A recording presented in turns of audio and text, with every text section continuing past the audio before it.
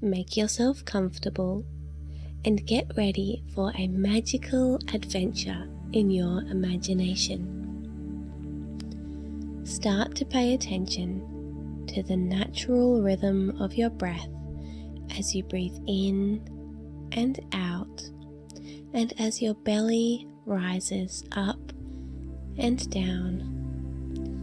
As you breathe in, imagine that you are breathing in everything that is positive and that feels good and makes you feel happy. And as you breathe out any stress, any worry, and just let it all go. Let's take 3 breaths like this, breathing deeply all the way down into your belly and imagining all the positivity. And then breathe out and let go. Breathe in everything positive and breathe out and let go. And one more, breathe in everything positive, breathe out and let go, and close your eyes. Now you find yourself standing on a jetty, staring out to sea. You start to hear the sounds of people talking, and you turn around and notice that on the other side of the jetty is a pirate ship. It's a big blue pirate ship, about as big as maybe 2 buses stacked on top of each other.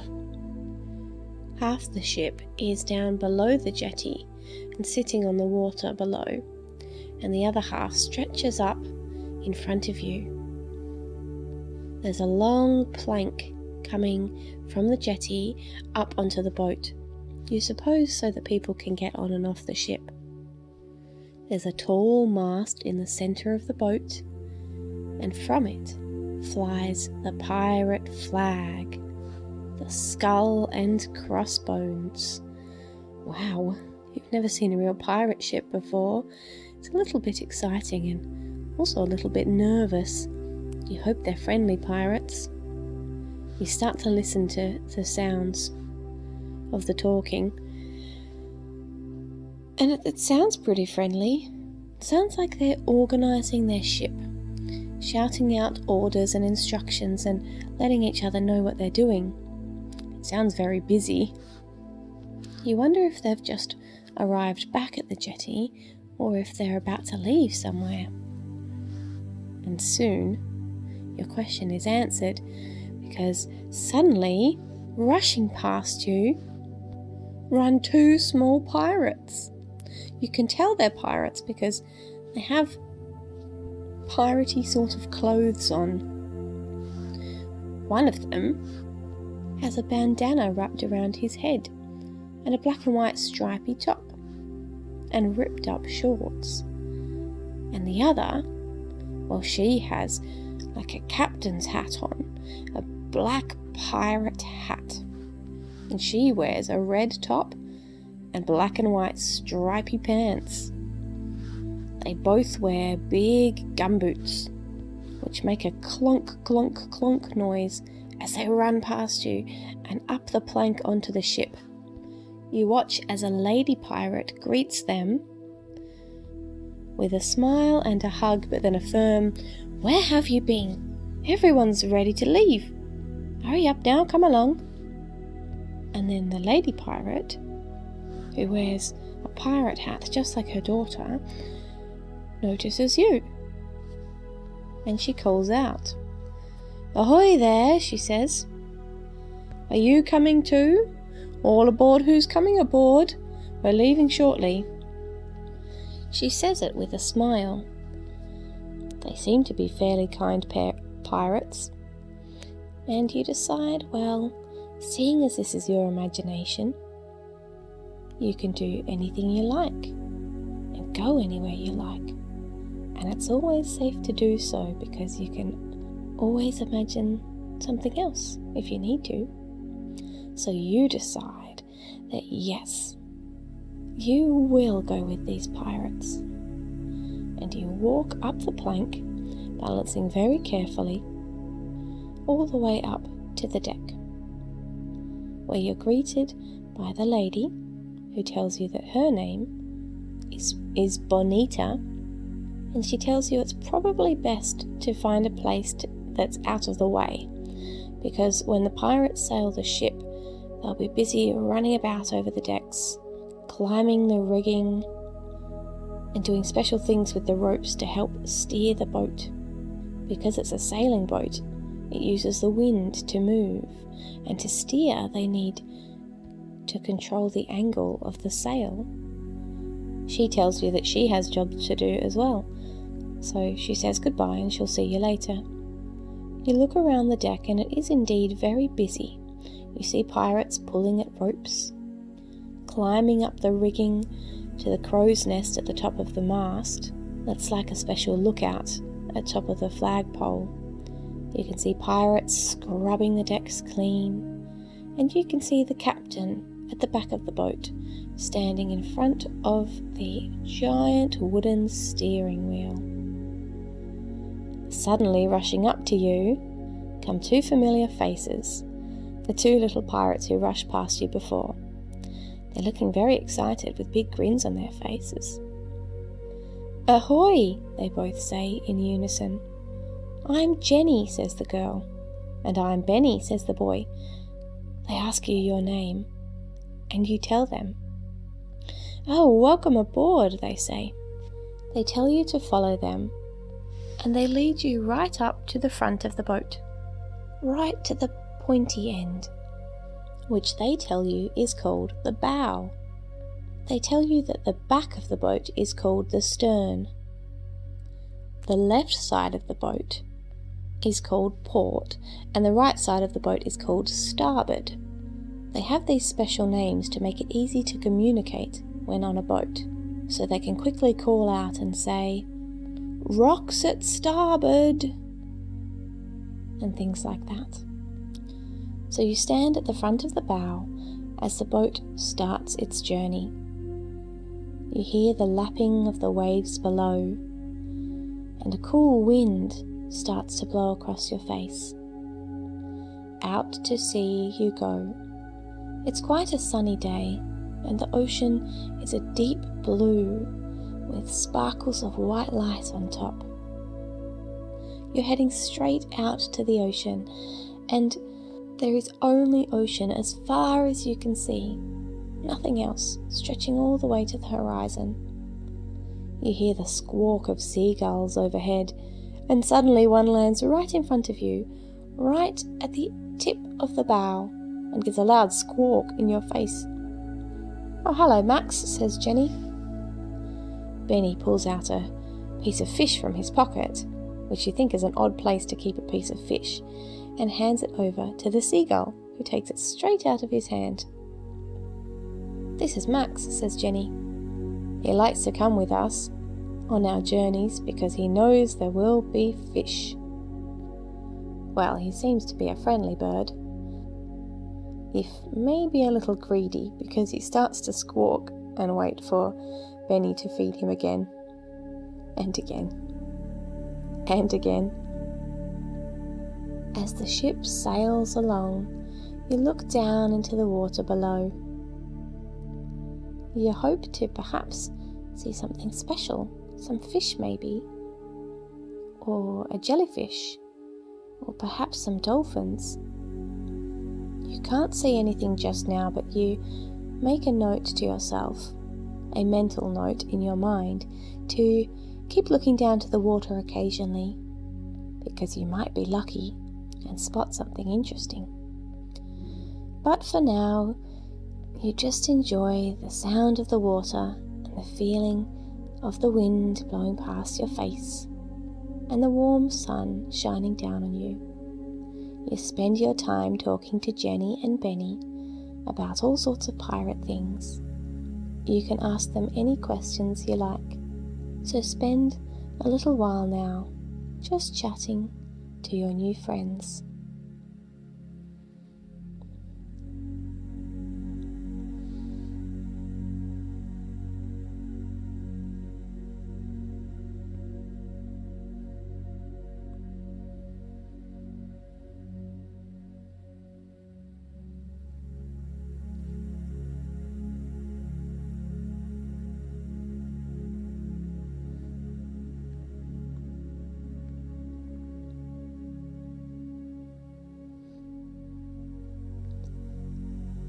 Max the seagull occasionally asks for more food, and you ask Benny if you could feed him. So Benny gives you a piece of fish, and you hold it out for Max. With a gentle snap, he takes it from your hand and gulps it down. Oh, that was exciting. You ask for another piece of fish and Benny hands it to you. You wonder just how many pieces of fish he has in his pocket. You hold it out for Max, and he looks you in the eye with his beady seagull eyes. And he waits a moment, and then snap, he grabs the fish and gulps it down. Suddenly you hear a big splashing sound in the waters below. It's louder than the lapping of the waves from the ship gliding through the water. So very quickly you look down. It could be something exciting. And oh my goodness, it's something very exciting. Out of the water you see a long horn with a little round face attached. It's poking its head just out of the water, and you can see a little tail. Well, a tail. It's not little or big. It has a long body like a dolphin, but it has this ginormous horn. Oh my goodness! What is that? You ask Jenny and Benny. They glance down and smile. That's a narwhal, they say, sometimes called the unicorns of the sea.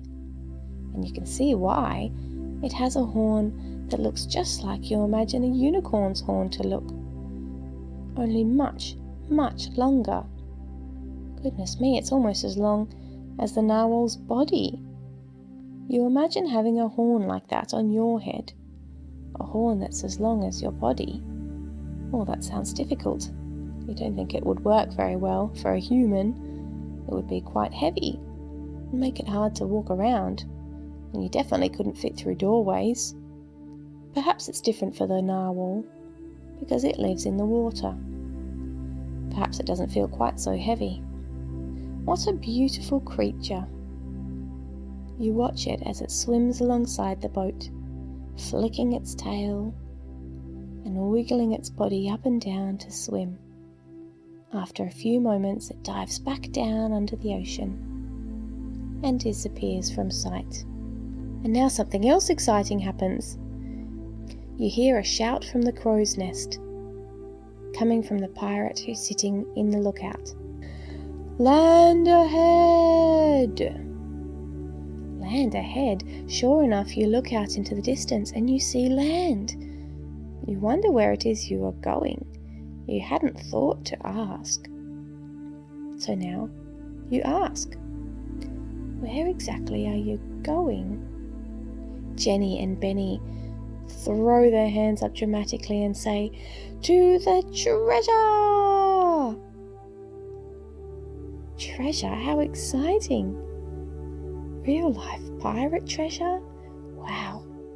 Soon you reach the island, and the pirates are all very excited. They all have big grins on their faces. And when the boat lands, they all rush off quickly, some of them carrying shovels. The lady pirate walks up to you and Jenny and Benny, and she hands you the treasure map. Me, you ask? Sure, says the lady pirate. It's usually Jenny and Benny's job, and I'm sure they would love to share with you. Wow. Jenny and Benny, these two kids, get to hold the treasure map and help find the treasure? Well, they say, the captain is our dad, and that's our mum, and this is our ship, and the rest of the pirates are our crew. Oh, well, that is very special. You're very excited to help find the treasure. So down you go, off with Jenny and Benny, down the plank and onto the beach. The treasure map tells you to walk over into the forest. It marks 2 tall trees that look different from the other trees on the beach. So you and Jenny and Benny walk along at the edge of the beach where the beach meets the forest and find these 2 trees with all the rest of the pirates eagerly following behind. When you find the 2 trees, you follow the path that leads from between them, and this path leads to a clearing in the forest. Then the map tells you to go directly right out of the clearing, off the path and through the trees, to find a big rock, and next to the rock, X marks the spot. Jenny and Benny climb onto the rock and they tell you to follow. It's an easy rock to climb, so you do. And it's a good thing you do, because scrambling behind you to the spot where the treasure is all the pirates, ready and eager to dig up the treasure. And they do. It happens so quickly, with dirt flying everywhere. And soon, out comes the treasure chest. You're glad you're standing up on this rock with Jenny and Benny, because you have a very good view, whereas the pirates below are all scrambling and pushing past each other trying to get a look. The captain and the lady pirate open up the treasure, and inside are all sorts of sparkling jewels and coins and jewelry and crowns. Oh, wow! You've never seen so much treasure in one place in your entire life. Jenny and Benny nudge you. "See anything you like?" they say. "Oh, well, yes. Of course you do. There are so many choices in there. All different sorts of colours, all different gems, all different types of jewellery, and all of it is so beautiful." Jenny tells you that you'll get to choose something from the treasure chest. You'll get to take your very own treasure. They climb down from the rock and you follow, and they push past the pirates so you can all get through to the treasure chest. The captain smiles at you and says that you can have first pick. So you look into the chest and choose a treasure. What did you choose? Jenny and Benny choose their treasures now. Jenny chooses a golden necklace with a pink gem on the end and 2 green gems beside it. Benny chooses a golden bangle that has blue and yellow gems set into it. Now that you've chosen your treasure and Jenny and Benny have chosen yours, they lead you away from the pirate crowd and back towards the beach where the sun is shining. Some of the pirates have set up hammocks in the trees, and Jenny and Benny tell you it's time for them to have a rest now, and they tell you that there's a hammock here for you as well. They climb into a hammock each, and then you choose a hammock for yourself. You choose the one that is your favourite colour, and you climb in and make yourself comfortable. Jenny and Benny call out to you from their own hammocks which are nearby. They thank you for coming on this adventure, and they're very glad to have met you. They tell you that you can come along with their adventures anytime you like. All you have to do is step into your imagination. You feel very comfortable in this hammock, and it gently rocks side to side in the breeze, and it's very warm here, especially with the sun shining. You start to relax and breathe deeply, and you close your eyes. You start to notice the rise and fall of your belly as you breathe. And as you wiggle your fingers and your toes, you come back to your body at home, relaxed and refreshed, and ready to drift off to sleep. Good night.